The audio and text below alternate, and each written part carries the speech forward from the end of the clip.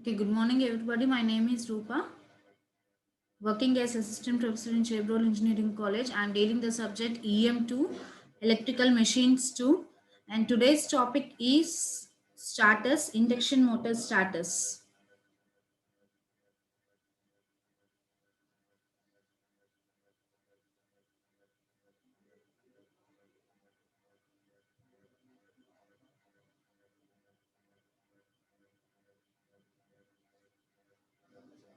So until now we see the principle and working of induction motor, how it starts and how it is running at the normal positions. So at the time of starting, we are getting high currents. So if you see the formula, if you observe the formula here on the slide, I2R, this is the rotor current. I2 means rotor current and R is at running positions. So I2R, running rotor current, will be equal to, formula is E by Z. Okay, so voltage by impedance. Voltage is at the time of running S into E2. Okay, and impedance is R2 square plus SX2 whole square. Okay, so if you observe this, in this the value of the rotor current I2R will be depending upon the EMF, right? So this is directly proportional to the EMF. Okay, again this EMF will be dependable on the slip of the induction motor. Okay, so if the slip is maximum, EMF will also be maximum. If the slip is minimum, EMF will be minimum, right? So at the time of starting, what is the value of N? Rotor speed. The rotor speed is equal to 0. Okay, so the rotor speed is equal to 0 and slip is equal to 1. So at the time of starting, the slip is equal to 1. So E2 is at E2 is large because there will be no losses at the time and speed is equal to 0. So EMF induced will be directly proportional to the current. Okay, stator current. So more current will be directly given to the rotor. So EMF will be maximum at the time of starting. So as the rotor conductors are short circuited, large EMF will be circulated in the rotor. So with this large EMF, we are getting large current at the time of starting. So this stator draws a very high current of usually 5 to 8 times of the full load current. The full load current of the, suppose if the full load current of the rotor is 5 amperes, it draws 5 to 8 times of the full load current, means 25 amperes or 40 amperes, maximum 40 amperes of current, up to 40 amperes of current is drawn without using a starter. Okay, so that large current will damage. So what are the consequences if large current is drawn by the rotor? What happens? First thing, there will be a damage to the motor winding, right? If such large currents are drawn into the machine, damage to the motor will be occurred. So this damage to the motor will be through winding. Winding will be get damaged, it will be burnt away. And second thing is, if there is a sudden inrush of large current, this causes large line voltage drops. Okay, so if large voltage drops are done, what happens? The power will be off, shut off, and the power line will also be get damaged. So large voltage drops leads to short circuits also. And the third one is, third damage will be maybe other appliances which are connected to the same line. This cause the voltage spikes. Voltage spikes means what? If it is a sinusoidal wave, if you consider a sinusoidal wave, the voltage will be smooth like that, like a sine wave. Okay, so if spikes are occur in the sine wave, spikes means small disturbances, small peaks, voltage spikes, voltage peaks. Okay, so these will be looking like the harmonics, right? Okay, so these will be created and other appliances connected will also get damaged because of this high voltage. So our main aim is to limit the starting current at the time of starting. So if you can limit the starting current at the time of starting after the voltage and after the running position, see here, at the time of starting we have to only limit the current, but at the time of running normal running position we need not use starters, because at the time E will be reduced, speed will be increased, speed is not equal to 0, only speed is 0 at the time of starting, so E is more. If speed increases, if n increases, EMF will be automatically reduced. If EMF automatically reduced, current will be reduced. So there is no need of starter at the running position. Only at the starting positions EMF will be maximum. So current will be maximum. We need a starter. So at the time of starting, we have to cut the current. Okay. So for limiting the starting current, this starter is used. So this starter reduces the voltage to the motor at the time of start only. So such reduced voltage is applied at the start, and when the motor accelerates normally to the running position, full normal voltage is applied. Okay, so our main aim is to reduce the voltage so that it reduces the starting current. Or second thing is we can increase the resistance also. As in the DC motor, we are doing this procedure. We are increasing the resistance to the armature and we are reducing the current there. Same procedure can also be done here. But in squirrel cage induction motor, there is no possibility of increasing the resistance. This increasing the resistance is done only in slip ring. Okay, this resistance increasing is only done in slip ring, because in slip ring induction motors there is a possibility of adding resistance. In squirrel cage there is no possibility. So compulsory for the squirrel cage we have to adopt the procedure to decrease the EMF only. In slip ring both methods can be introduced.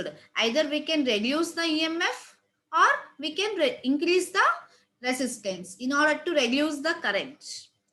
Okay, so this starter not only reduces the EMF and reduces the starting current, it also gives protection for overloading, and it also gives protection for the low voltage situations also. Okay, so induction motors which are having less rates, less HP powers. Suppose if you take a small induction motor of 5 HP horsepower, it can withstand the starting currents. So such motors, such a low rating motors can be started directly on the lines. No need of starters for those less rating motors. Okay, so above 5 HP, approximately above 5 HP, we have to use this starter.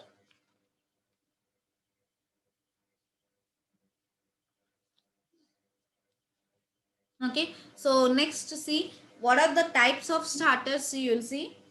So actually current is controlled. Okay, so how it is controlled? By reducing the EMF at the time of starting or by increasing the rotor resistance R2 at the time of starting. Both are done at the starting. So what are the two methods to decrease the current? See here.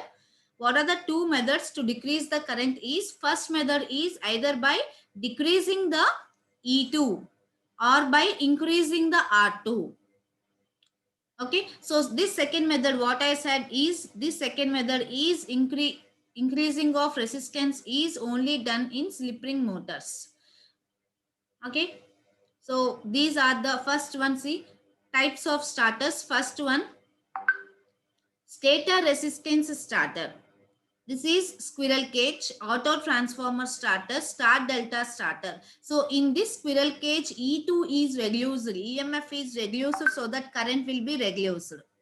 Okay, and fourth one is rotor resistance starter. Okay, so this is adding of resistance at the time of starting. Okay, and this is a DOL starter, direct online starter. This is common to both slip ring and squirrel cage. So now we will see one by one what are the types of starters and how the induction motor is kept on the starter and started. Okay, so first one coming to stator resistance starter.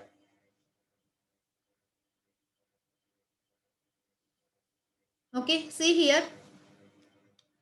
Let me explain the figure for you. This is a three-phase AC supply.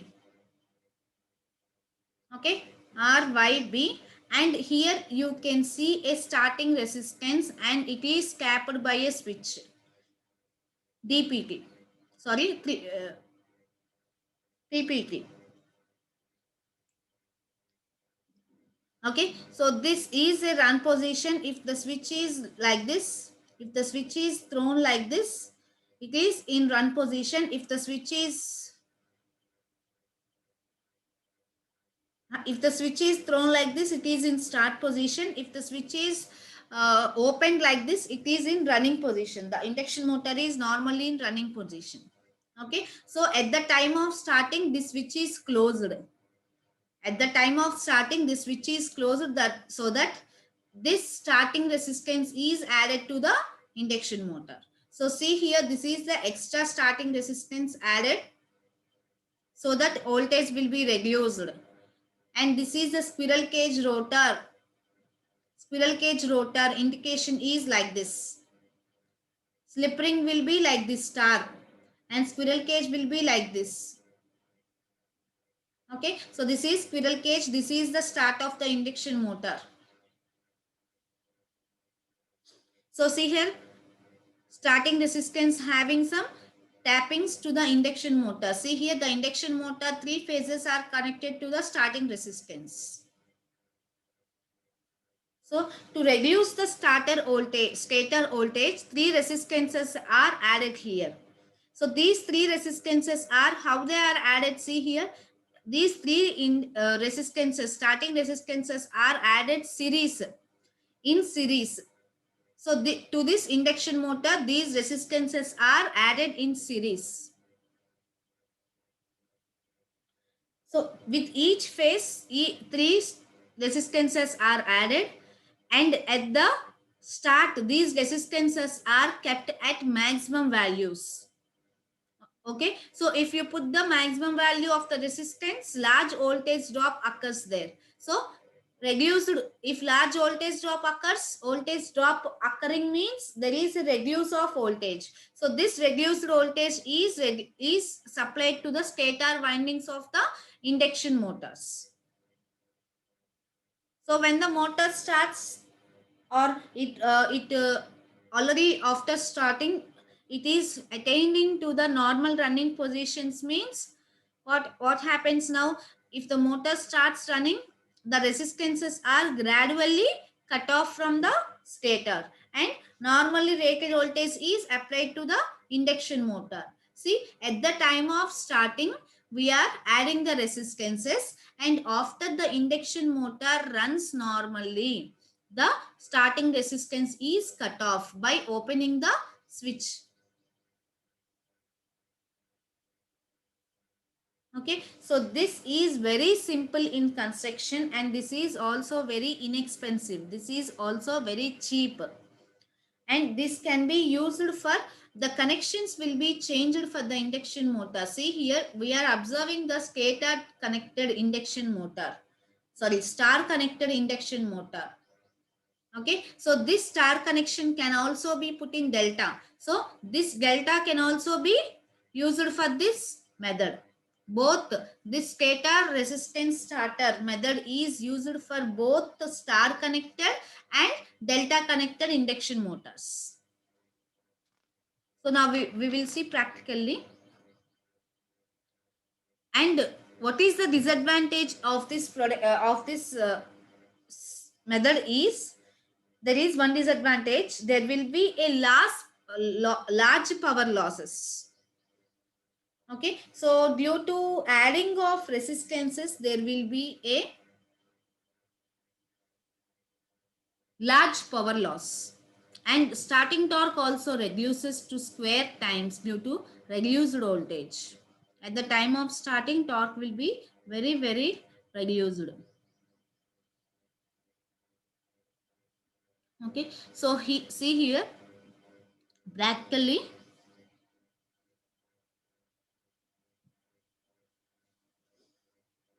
because you are using some starting resistances, these are applied, the voltage is reduced by X fraction.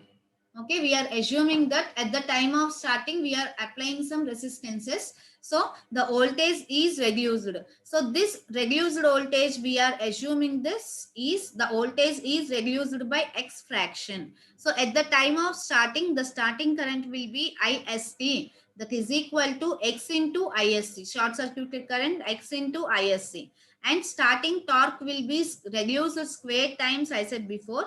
So starting torque will be equal to x square times of the starting short circuited torque. Okay, so if TST by TF full load, if you see that ratio IST by IF, if you substitute the value of IST and IF in the equation, you will get X into ISC by IF. Normally IF will be same, full load current. After the running position of the machine, the current will be normal, that is full load current. So it is, if you take out common x square, ISC by IF whole square into SF. So if I assume that ISC by IF is A, so x square A square SF. So this method is useful for smooth starting of small machines only. Okay, so below 10 HP, below 10 HP only, these machines will be, this method of starting, this method is used, this stator method is used. And next one is DOL method, direct switching or line starting of induction motors. So here only we are having only practical formulas. So see here, we know that rotor input is equal to 2 pi ns t, that is equal to k into t, because rotor input is nothing but power of the rotor. So power is here t into omega s. T into omega s means, omega s means 2 pi ns. So t torque into power is equal to torque into omega s. So t into 2 pi ns. So from that we can say that rotor input is nothing but power, that is equal to 2 pi ns t. So I am taking as a 2 pi ns as constant k into t. And rotor copper loss. Rotor copper loss is S times the rotor input. So 3 rotor copper loss means I2 square R2 into 3. 3 phases you are taking. So that 3. Multiply with 3. Actually copper loss is I square R. Okay, so rotor we are taking. So we are taking the I2 suffix. So I2 square R2 into 3. So 3 I2 square R2 is the rotor copper loss of the induction motor. That is equal to S into rotor input. What is the rotor input here? K into T. So S into KT. So from this torque will be equal to 3 I2 square R2 by S into K. Okay, and here I can eliminate the R2 because R2 will be constant here. No addition of resistance there. So torque is directly proportional to, I am eliminating all the constant terms here. So T is directly proportional to I2 square by S. So 3 R2 and K are eliminated.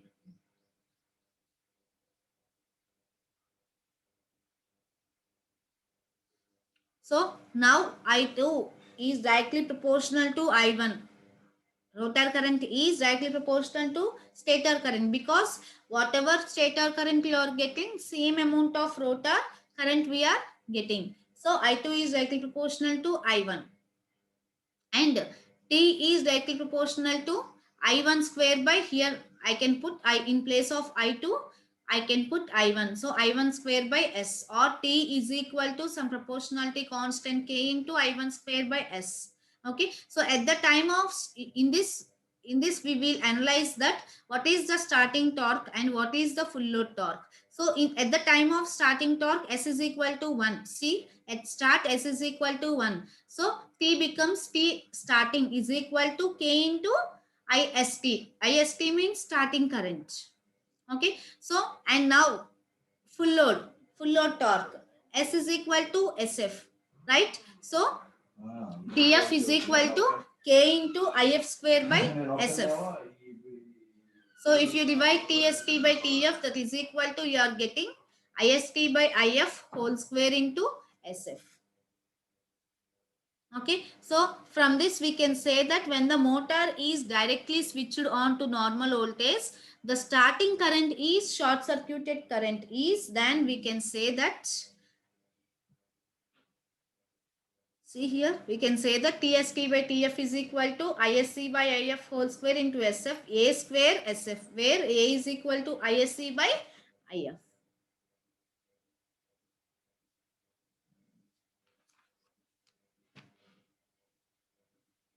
Okay, so this is direct online. Next, auto transformer starter. This is the diagram of auto transformer. This is having some tappings. Auto transformer is having some tappings, and by using the relays, see here, this 1, 2, 3, 4, 5, 6, these are the relay connections. By using this relays, we have to switch on to start position and run position.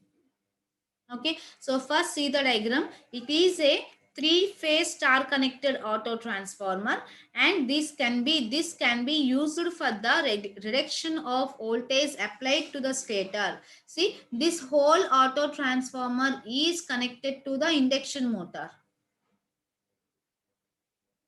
right? So this again in the stator resistance, like in stator resistance method, this is connected in series to the induction motors. Okay, so this induction motor is connected in series to the auto transformer, and here star type of induction motor is star connection induction motor is taken, the stator winding, and the rotor is taken squirrel cage rotor. Okay, so it consists, see here, the auto transformer consists of suitable changeover switch. This is the changeover switch, this one, dotted lines and normal lines. So this is called as a changeover switch. So when the switch is in start position, what happens? The stator winding is supplied with the reduced voltage.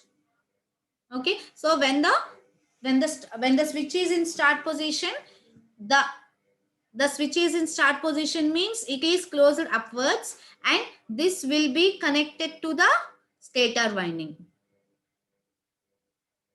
Okay, so the stator winding is supplied with reduced voltage. This voltage can be controlled by tappings here. You can see the tappings here. We can move to minimum or maximum positions, and we can control the voltage. What amount of voltage we have to supply to the stator, we can control by using these tappings. Okay, so when the motor gathers 80% of the normal speed, when the motor runs at 80% of the normal speed, the changeover of switch is done, and the switch is positioned into the run position. It is thrown into the run positions. Okay, so due to this total rated voltage, when the switch is when the switch is thrown into the run position, normal rated voltage is applied to the stator winding, and the motor starts rotating with normal speed. Okay, at the time of starting, the switch is in start position, and at the time of running, the switch is in run position. Okay, at the time of starting, we can control the voltage supplied to the induction motor by here, by auto transformer tappings. So we can increase or decrease the tappings to reduce or increase the voltage. So this changeover of switch is not done manually. This is done by automatically. Relays are used. Okay, next, power loss is very less. The disadvantage in the stator method, first method is stator resistance method, is power loss will be more there, but we can overcome the disadvantage of power loss in this auto transformer starter.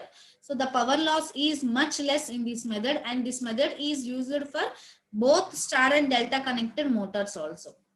Here we are taking star connection. This can be used either for star or delta connected motors. Okay, so by by the cost factor, it is very expensive than stator resistance starter.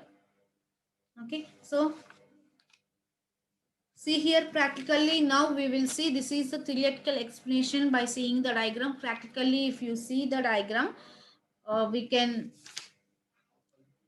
go through the formulas of current and EMF. So see here, these are the tappings of the auto transformer. Here figure A. First I will explain the figure A. So when the motor is directly switched to lines, means without auto transformer, this is figure A, and this is with auto transformer. Right, so without transformer we are having, we will see the values of voltage and current and torque. What is the value of torque and power at the time of normally started machine without auto transformer, and after connecting the auto transformer, now we will see the values and compare the both values and see which is economical. Okay, so first figure A explanation. When the motor is directly switched to the lines, the motor current, what the current is receiving means 5 to 8 times of full load current, I said. Okay, so assuming that 5 times of full load motor current is coming to the stator. Okay, and V is the voltage per phase. So actually voltage is V and voltage per phase means V by root 3 it becomes. So what is the current means 5 into IF, 5 into full load current, and voltage is V by, each phase is V by root 3. So ISC is equal to V by, current is voltage by impedance, V by root 3 into Z. So here Z is the stator impedance per phase. And we will see the figure B explanation. See here, auto transformer is having some tapping ratios K here. The tapping ratio is K here. So voltage becomes K into V by root 3. Okay. So here, see here, tapping of the transformer ratio is K, and voltage, phase voltage across the motor is K into V by root 3. So at the time of starting, the motor current will be K into V by root 3 Z. Current will be voltage by impedance. So K into V by root 3 Z.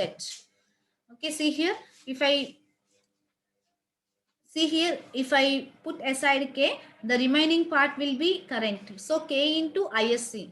So that is equal to K into ISC means nothing but 5 times of full load current.